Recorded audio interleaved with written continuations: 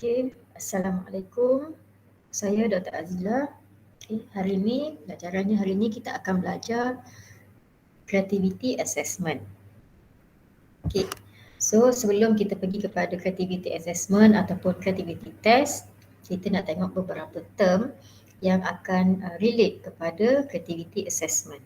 Okay, first one is creativity and intelligence.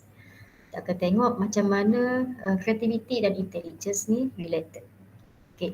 By definition, creativity adalah ability to perceive things in a novel manner, create new ideas and concepts, and thus make innovative creation.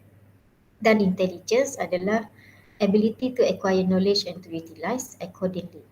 So, creativity ni adalah skill. Okay, creativity adalah skill dan we can learn the skill and we can polish. However, intelligence is the capacity or the potential of certain of a people mind. Okay, then some people are born with the intelligence. So, macam mana creativity dan intelligence boleh bekerjasama untuk make sure kita thinking kita berada pada tahap yang maksimum. Okay. Jadi kita tengok satu matrix, okay, berkenaan dengan creativity dan juga intelligence. Okay, ada people yang mana dia okay, kita kata dia less intelligent, and also dia environment ataupun surrounding dia tidak encourage dia untuk menjadi kreatif, untuk berfikir di luar kotak. So kita tengok dia punya performance of thinking dia berada pada tahap yang rendah. Okay, golongan kedua, okay, memang dia adalah less intelligent, dalam kategori less intelligent, tapi dia berada dalam kalangan, okay, di surrounding dia by creative people dan orang encourage dia untuk mengeluarkan idea yang kreatif. Okay, jadi this type of people kita namakan dia, kita kategorikan dia sebagai good creative thinker. Okay, dia punya idea, thinking dia tu adalah kreatif.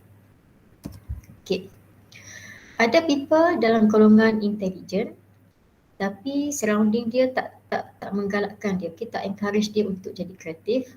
Okay. So ini thinker bagus, dia ada knowledge, dia ada intelligence, tetapi in terms of creativity dia lack. So performance dia pun masih belum lagi full. Okay, the last category, dia intelligent dan dia berada dalam surrounding ataupun environment yang encourage dia untuk jadi kreatif, encourage dia untuk berfikir perspektif yang berbeza. Okay, jadi yang last kategori ni adalah dia punya performance of thinking dia adalah berada pada tahap maksimum. So inilah yang kita nak. Okay, target kita yang ni, walaupun kita adalah dalam golongan less intelligent, tapi kalau kita utilize creativity dan kita cuba enhance, kita cuba improve kita punya creativity skill, macam-macam cara lah. Okay, kita boleh capai performance yang mungkin lagi bagus daripada orang yang tidak cuba untuk mengeluarkan idea. Okay, so itu relationship antara creativity dan juga intelligence. So jangan risau kalau kita rasa kita tak cukup intelligence, okay, tapi kita cuba untuk, sebab creativity ni kita boleh polish. Okay, kita boleh polish dan kita cuba jangan putus asa lah. Okay, then before we go to creativity test, kita nak tengok dua konsep of thinking. Okay, konsep of thinking yang pertama adalah divergent thinking, yang kedua convergent thinking. Okay, so secara kasarnya kita tengok dia punya words convergent and divergent, kita dah understand lah. Converge ni dia menumpu, diverge dia mencapai. Okay, so untuk convergent kita mencari satu solution kepada problem. Okay, one correct solution. Tapi divergent kita cuba come out dengan as many possible solutions as we can to the one problem. Okay, kita tengok secara detail. Okay, divergent thinking, the ability to consciously generate new ideas. Kita nak generate new ideas as many possible solutions as we can to the problem. Okay, no rules, no restrictions, just through the idea. Itu konsep divergent thinking. Okay, and then dalam divergent thinking, kita boleh follow 4 proses ni. Okay, defer judgment, strive for quantity, seek wild and unusual ideas, and wait on other ideas. Okay, apa dia defer judgment? Defer judgment adalah kita macam tadi, no rules. Maksudnya jangan evaluate lagi idea yang kita ada. Katalah kita adalah satu team, okay, members of the team. Just throw the idea, jangan judge idea tu lagi, jangan evaluate lagi, just throw. Okay, itu maksudnya defer judgment. Belum lagi sampai stage untuk judgment lah. Okay, sebab kita sekarang berada pada stage kita nak brainstorm, kita nak keluarkan semua idea yang ada. Okay, second step adalah strive for quantity, means kita nak cari sebanyak mungkin idea lah. Okay, yang mana ada idea just keluarkan, kita list down ataupun kita jot down kat mana-mana, kita tulis lah, kita record the idea tu untuk make sure kita dapatkan as many possible solution. Okay. Yang ketiga adalah seek wild and unusual ideas. Maksudnya tadi kita cuba keluarkan idea betul, as many possible ideas yang kita ada.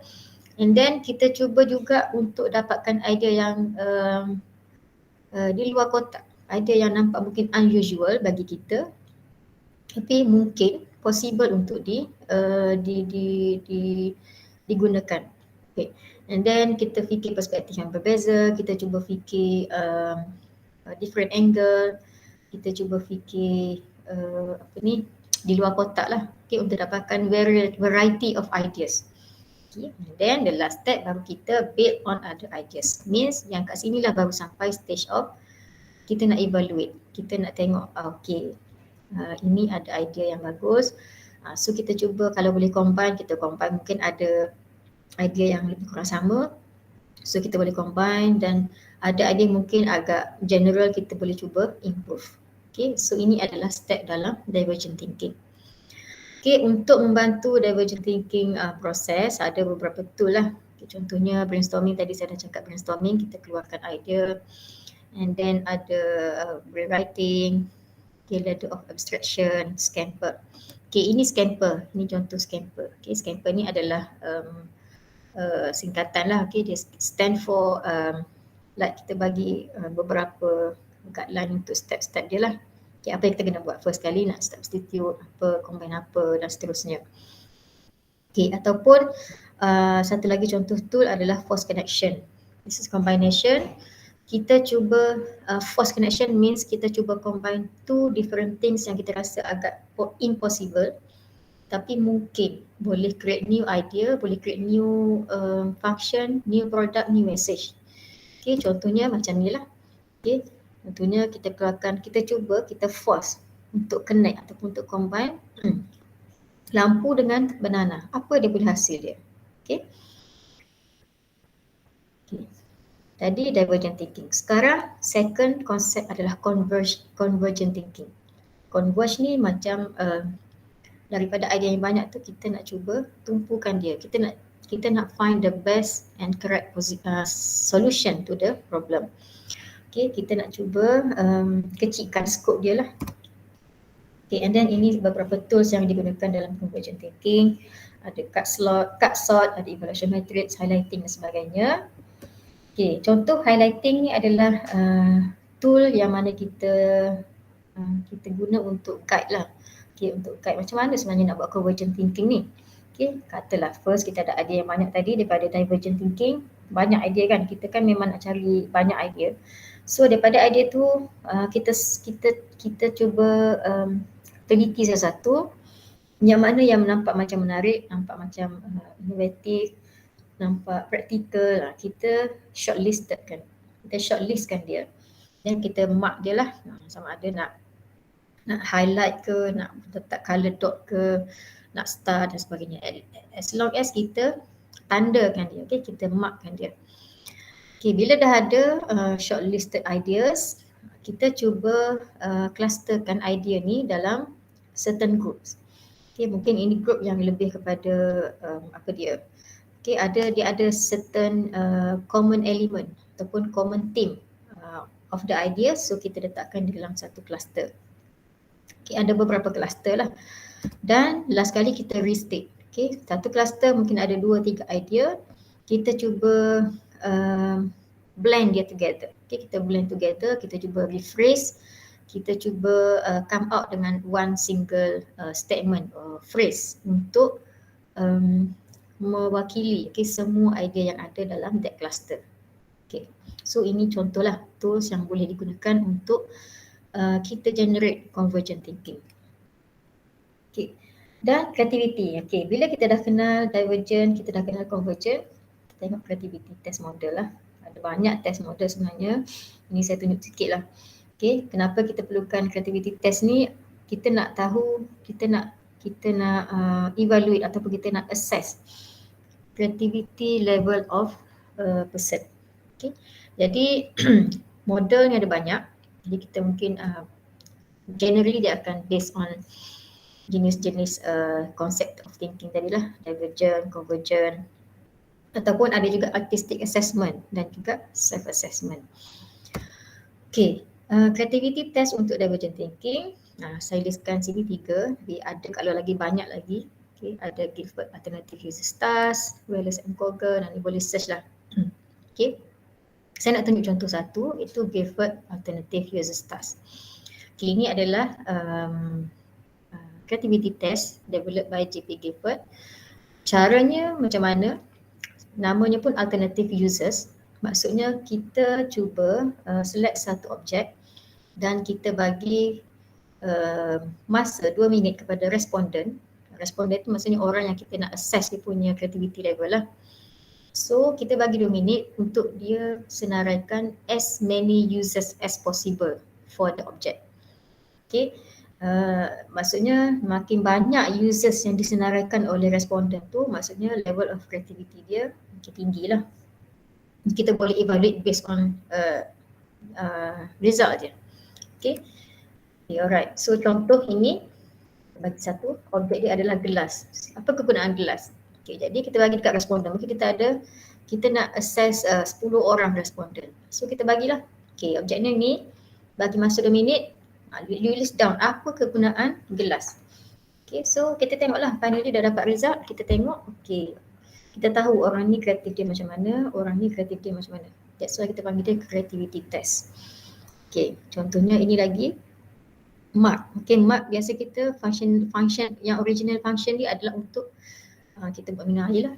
Tapi bila kita buat test, macam-macam idea yang akan keluar daripada responden.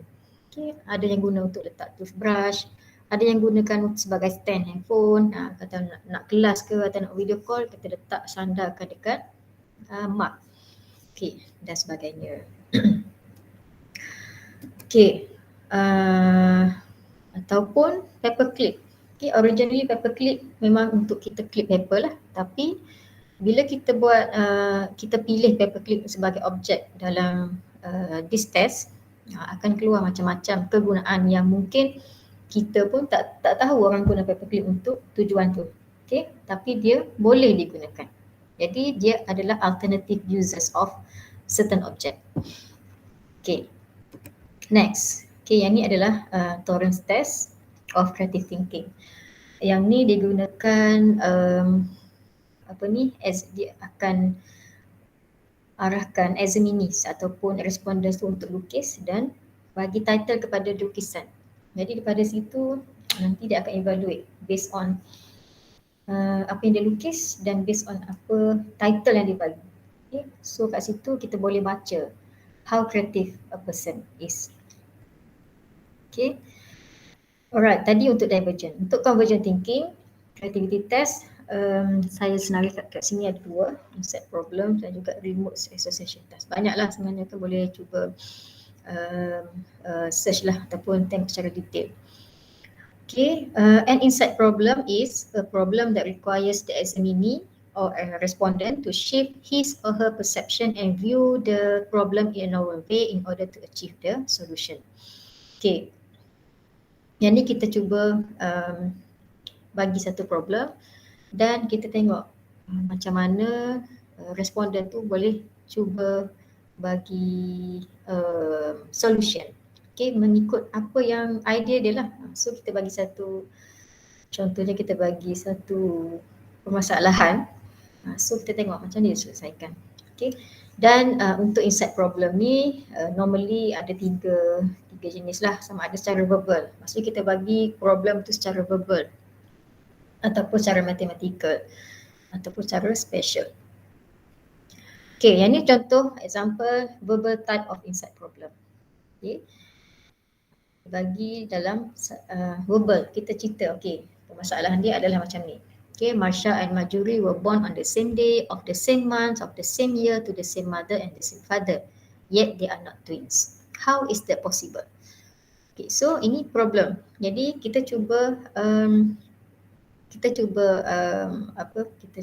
attract respondent yang kita minta dia cuba solvekan this problem. Jadi tengoklah macam mana dia jawab. So how they give the answer tu kita boleh assess the creativity level of the person ataupun the respondent lah, ataupun the examinee kita panggil. Okay. Jadi kenapa? Ini dah jawapan dia, sebab memang they are not twins but they are triplets. Itu je lah. Mungkin kita tak terfikir. Jadi bila seseorang tu dia kreatif, dia akan fikir out of the box. Kalau tak kreatif dia macam mana, macam tak mungkin ni, tak ada jawapan ni, salah soalan ni kan, macam tu. Jadi itu yang membezakan antara orang yang kreatif dengan orang yang kurang kreatif. Okay. Right, ini contoh special type of insight problem. Ini biasa dah, kita dah banyak kali jumpa lah. Maksudnya kita cuba bagi solusi, bagi problem dan kita gunakan IQ dan juga kreativiti untuk cuba selesaikan, dan hasilnya, okay, result yang diberi oleh responden tu yang menunjukkan dia kreatif ke tak. Okay. Kalau dia memang jam, tak dapat jawapan langsung, ataupun langsung tak nak cuba jawab, maksudnya tak boleh lah sambung, tak boleh nak connect lah all the dots. Jadi kita boleh baca lah, kita boleh assess orang ni kreatif ke tak kreatif. Okay. Ini salah satu jawapan, tapi ada lagi mungkin jawapan yang lain yang uncommon tapi memenuhi syarat yang diberi. Okay. Alright. Ini tadi kita tengok untuk divergent, sekarang untuk and then untuk convergent. Okay, sekarang untuk artistic assessment. Macam mana creativity boleh di-assess melalui artistic assessment. Normally by using artistic product lah. Kita evaluate based on artistic product. Seseorang tu dia buat artistic product, macam contoh dia buat painting, okay, dia buat music. So evaluation berlaku, kita nampak orang tu buat music dia macam mana.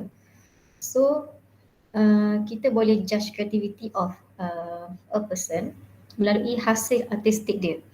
Okay, kalau dia buat painting, kita nampak painting dia tu nampak sangat kreatif, dia punya seni painting dia. Ataupun orang tu dia buat music dia macam mana, kita nampak creativity in the music. Okay. So normally evaluation dilakukan oleh lebih daripada seorang judge lah. Sebab seorang tu kita tak boleh nak rely, okay? It's not reliable untuk bergantung kepada seorang judge sahaja. Tapi kalau 2 or more judges, okay, they evaluate the artistic product tu in the same agreement, maksudnya memang betul lah, okay, produk tu kreatif dan orang tu pun kreatif. Okay.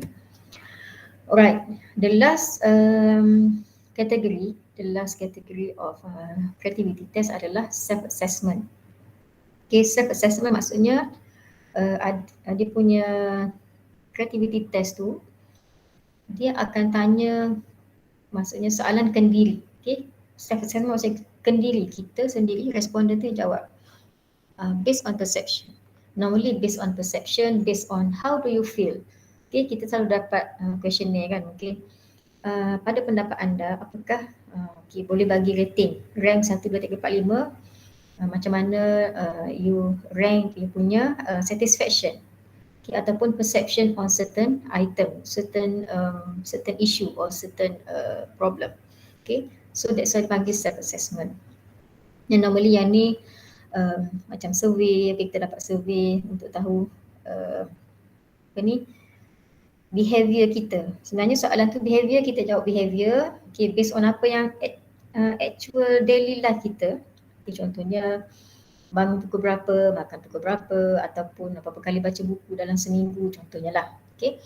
Jadi daripada self assessment tu, bila kita respon, okay, orang yang nak assess kreativiti seseorang tu, dia akan dapat dia akan analyse lah data yang daripada self assessment tu untuk dapatkan oh sebenarnya orang ni dia punya level of creativity this level, this value. Okay. Okay, ini contohlah something about myself. Kita jawab based on perception kita, based on condition kita sendiri, dan kawan kita pun jawab based on dia punya situation lah. Jadi kat situ boleh digunakan sebagai tool ataupun cara untuk kita assess kreativiti seseorang. Okay. So itulah beberapa creativity test saya dah kongsikan. Secara detail sebenarnya kalau kita nak go through satu banyak lah, tapi itu contohlah creativity test yang ada. Okay, and then bila kita cakap creativity, kita nak cuba relatekan dengan design lah. Okay, design ni salah satu sebenarnya artistic produk tadi. Okay, jadi kita nak masukkan elemen creativity dalam design kita. Okay. Sekarang kita nak cuba adaptkan dengan kita punya engineering, katalah design. Design lah, tak semestinya engineering design lah, apa-apa design sahaja. Tapi macam mana creativity ni develop? Okay, daripada kita kata tadi mungkin kita assess mula kita level creativity kita ni tak tinggi lah, mungkin rendah.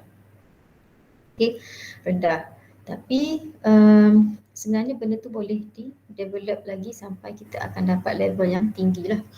Jadi dalam design ni, dia ada taksonomi dia lah, classification. Okay, level of creativity ni sama ada design kita ni level mana. Okay, sebab tu dia panggil taksonomi. Taksonomi adalah kita classifykan ada step-step dia. Okay, jadi creative work or design can be measured along spectrum of both form and content. Okay, kita akan tengok creativity ataupun creative work ni dalam dua konteks. Okay, konteks form dia dan juga content. Okay, form ni bentuk dan juga kandungan dia lah. Okay, jadi ada dikeluarkan satu taksonomi of creative design. Okay, untuk bantu kita ukur lah, kita nak measure sekarang ni kita dah ada dekat step mana. Jadi kita ukur dan bantu kita untuk improve. Katalah sekarang kita ada dekat kategori 1. So kita nak next target untuk kategori 2. Then lepas tu improve lagi kategori 3 dan seterusnya. Okay, so dia adalah satu bahan alat untuk bantu kita improve kita punya creative design. Okay, apa dia taksonomi of creative design? Okay, ini adalah taksonomi of creative design. Okay, dia ada konteks, form dan juga content. Okay, maksudnya once kita sampai level of creativity tu yang paling tinggi, kita ada novelty in terms of form dan juga kita ada novelty in terms of content. Novelty means kita tak ada kesamaan dengan produk-produk yang lain, dengan design-design yang dah ada, okay, dengan idea yang dah ada. Kita adalah satu je yang macam ni. Okay. Dari segi form kita, daripada bentuknya, daripada kandungannya, tak ada yang similar. Okay. Itu dah capai tahap level yang paling tinggi lah. Okay. Jadi untuk mencapai tahap tinggi tu kita mulakan dengan bawah dulu. Okay. Daripada imitation, pada up level pada variation, combination, transformation dan original creation. Okay, apa meaning di setiap kategori ni, setiap level ni? Okay, kita cuba tengok. Kita bermula daripada yang bawah dulu lah. Okay, imitation. Okay, imitation adalah, okay, ini kita, okay, katalah kita nak buat new design, tapi kita tak boleh jump terus pada original creation. Okay, tapi kita cuba dulu first level, kita cuba imitate, kita cuba replicate a previous work. Kita dah ada mungkin benchmark, okay, ada satu design yang currently existing available dalam market contohnya. Okay, dan kita cuba replicate, kita tak boleh tiru, kita tak boleh copy tapi kita replicate. Replicate means kita improve sikit. Okay. Apa dia replicate, kita cuba tiru-tiru lah produk yang dah ada. Okay. Itu first level yang paling rendah dalam creativity design. Okay. Dan next kita nak target untuk variation. Kita nak go up sikit. Variation means the modification of an existing work. Kita dah ada yang kita imitate tadi tu, kita modify sikit. Okay, modify mungkin nak tambah komponen ke, okay, nak cantikkan ke. Okay, itu variation. Once settle variation, okay, kita cuba up sikit lagi, combination. Kita ada this yang kita dah variation modify tadi, kita cuba ambil combine, mungkin nak tambah function lain pula. Okay, tambah function lain. So kita mix dua work yang berbeza, kita cuba combine. Okay. Then up level lagi kepada transformation, which is the translation of a work into another medium. Okay, transform. Okay, kita dah ada yang combine tadi, kita nak cuba transform dia kepada medium lain ataupun mode lain. Contohnya daripada katalah mode daripada produk, physical product, kita nak jadikan sebagai online product contohnya lah. Okay, then level yang paling atas adalah kita dah sampai tahap original creation, means the creation of something previously unrecognizable. Maksudnya tadilah kita memang dah sampai tahap novelty. Dah tak ada produk yang ataupun idea ataupun design yang ada sebelum ni yang sama macam yang kita create. So this is our original creation. Masa sampai tahap tu kita dah level yang paling tinggi lah dalam creative design. Okay. So ini kena berlaku dalam step by step lah. Kita tak boleh jump terus kepada original creation. Okay, step by step. Alright, jadi itulah beberapa term dalam creativity design dan juga creativity test. Okay, ada test yang kita dah kongsikan, maksudnya contoh-contoh test yang available untuk kita test level of creativity seseorang. Okay. Bila kita tahu level of creativity, bila kita assess, kita tahu dia punya takat mana, baru kita boleh improve. Okay. Kalau tak tahu, tak boleh nak improve lah sebab kita tak tahu sekarang kita kat mana. So the first step, bila kita dah ada design ataupun ada idea, kita measure by the creativity test tadi. Bila measure, kita tahu level kita kat mana, baru kita boleh improve. So improvement tu akan keep on continue lah sampai finally kita boleh sampai the highest level lah. Kita cuba untuk the highest level. Okay, jadi macam contoh this taxonomy adalah salah satu contoh step by step dalam creativity in design. Okay, jadi ada mungkin kita pun pernah buat creativity test, IQ test kan. Ini pun boleh cuba lagi satu, ada creativity test untuk boleh dicuba. Boleh cuba sendirilah. Saya tak adalah nak minta dia punya result dia. Okay, cuba sendiri dan assess diri sendirilah sama dia kreatif ke tak. Dan boleh cuba improve dari masa ke semasa, boleh cuba belajar lagi kalau kurang kreatif lah. Okay, jadi itu sahaja untuk sesi kali ini. Sekian, terima kasih.